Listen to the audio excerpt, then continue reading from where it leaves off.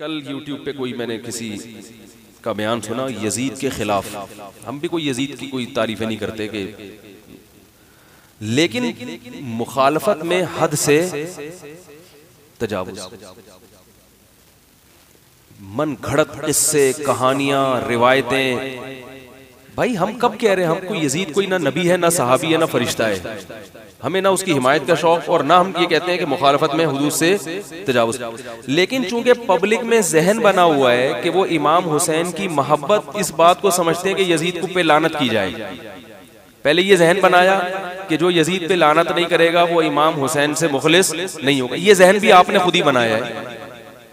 अब्दुल्लाह इब्ने उमर बड़े जलील कदर सहाबी, वो तो यजीद के हाथ में बैत हो गए, तो क्या उनको भी इमाम हुसैन का से नफरत करने वाला कहोगे? सहाबी रसूल को वो नबी के नवासे से गद्दारी कर सकते हैं?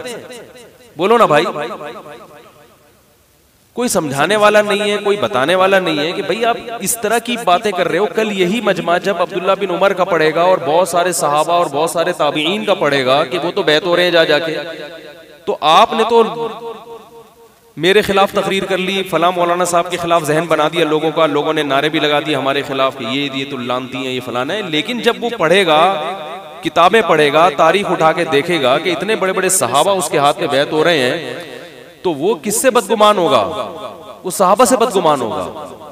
नतीजा ये होगा कि राफिजियत फैलाने में, बोलो भाई, वो शिया मसलक के, बोलो ना भाई, करीब हो जाएगा।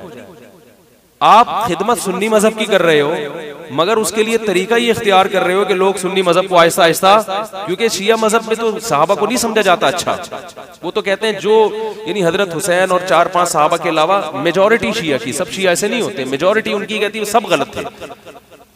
लेकिन खतीब को इसकी परवाह, बोलो भाई, नहीं होती। वो फेंक रहा हो क्योंकि लोगों में एक जहन बन चुका है, तो बस बोलो बोलो बोलो बोलो। एक मजमे को ऐसा, मैं समझता हूं कि जब भी किसी चीज में तहकीक करनी हो ना, हमारे मुल्क में इस वक्त सबसे मोतदिल आलिम और मुहक्किक होने में दुनिया में चोटी के उलमा में उनका शुमार होता है, वो है हजरत मुफ्ती मोहम्मद तकी उस्मानी साहब। बात आ रही है समझ? उनकी जबान से निकला हुआ एक एक लफ्ज नपातुल्ला होता है, और उनकी तहरीर में लिखा हुआ एक एक लफ्ज, बोलो भाई, नपातुल्ला होता। कई तहरीरें हमने उनकी पढ़ी हैं, कई हमें तो ज्यादा, क्योंकि मसाइल में जब तहकीक होती है तो उनकी तहरीरें भी पढ़नी पड़ती हैं, उनके फतावा भी देखने पड़ते हैं। तो ऐसा लगता है, हम साथी जब आपस में बैठ के बात करते हैं कि यार ऐसा लगता है कि ये एक लफ्ज लिखने से पहले भी 100 दफा सोचते हैं, एक एक लफ्ज बोलने से पहले 100 दफा सोचते हैं। हमें नहीं मिलता कि उनके बयान में कोई ऐसी बात हो कि उनको फिर हम ये कहें कि यार ये गलत हो गया। यानी हम जब गौर करते हैं, हम कहते हैं इससे अच्छे अल्फाज इस बात को बयान करने के लिए मुमकिन थे ही नहीं। तो उनकी तहकीक पढ़ लो, करबला के बारे में क्या तहकीक है, बात आ रही है समझ में? उनकी तहकीक पढ़ लो, पूरी दुनिया उनको मान रही है। अरब उनके इस्तेकबाल में खड़े होते हैं, हरमैन के अइम्मा उनके सामने तमीज से बैठते हैं, अदब से बैठते हैं।